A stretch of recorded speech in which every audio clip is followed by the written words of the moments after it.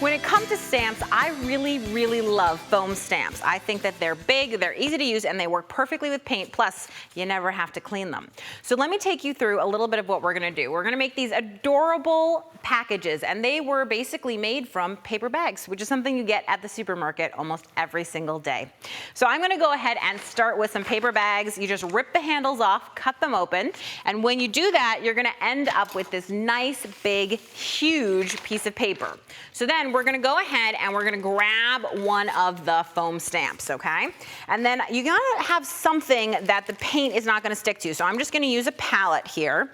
And then I'm gonna go ahead and I'm gonna put a bunch of paint out onto my palette.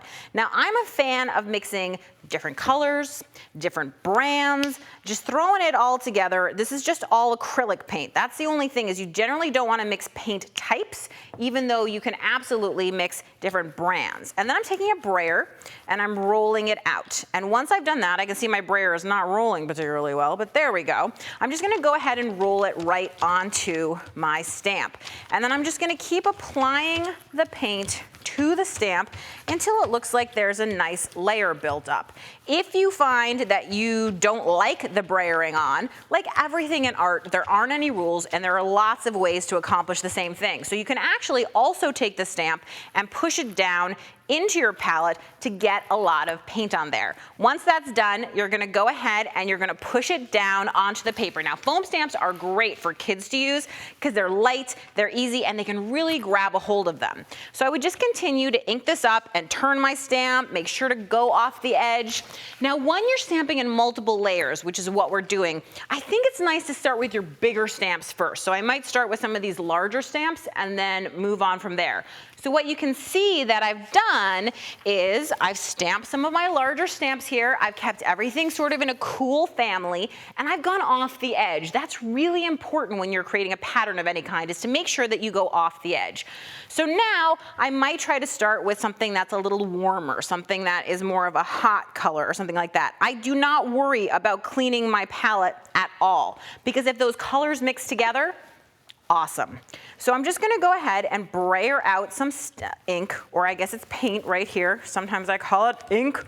And then I'm gonna go ahead and take a stamp and do the same thing where I just apply it on here. But here's the thing, this is a small stamp.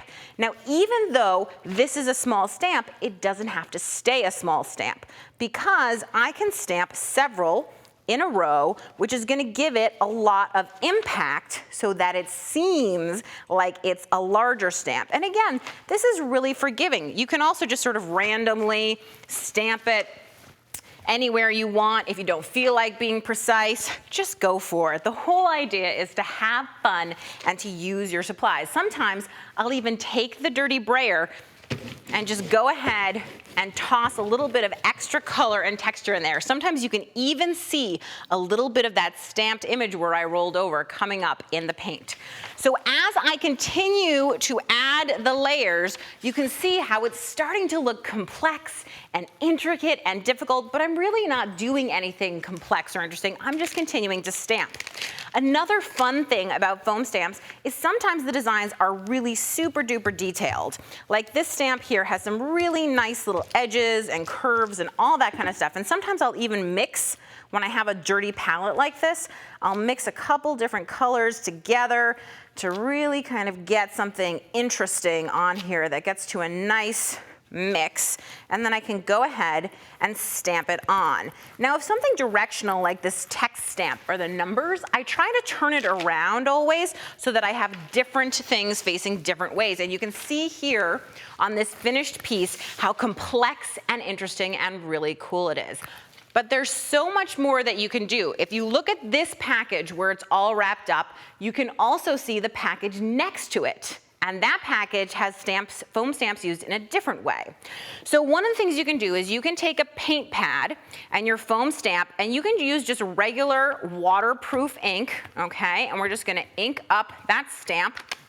And then I'm gonna go ahead and I'm gonna apply the stamp to the paint pad, and that's just to give me some lines. And now that I have some lines, I can go ahead and I can put some paint into the paint pad, and I just use a credit card or a hotel room key to mush that paint on in there. And what I'm doing is I am creating basically a custom colored paint pad. And that is gonna allow me to stamp over and over and over again the same image multiple times. And I think that that's just really cool because it'll be all colored. And if you do what I did and squirt paint somewhere that you didn't mean to and it ends up a little bit messy, who cares? It's art.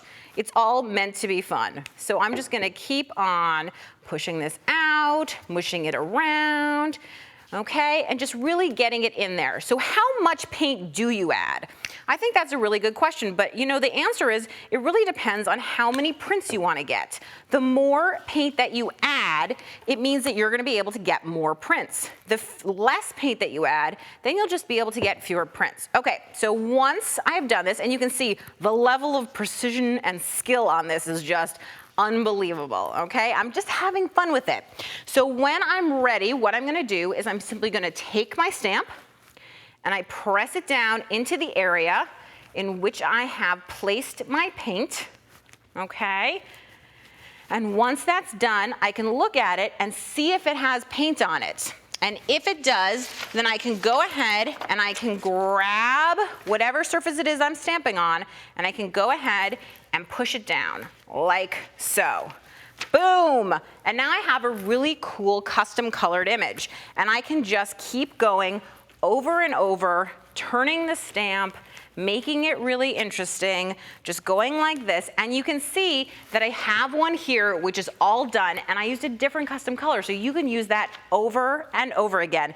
And then just rinse this out and you're ready to use it again once it dries. Now if we look back at the finished packages, one of the things you'll notice is it's not just the paper that's recycled.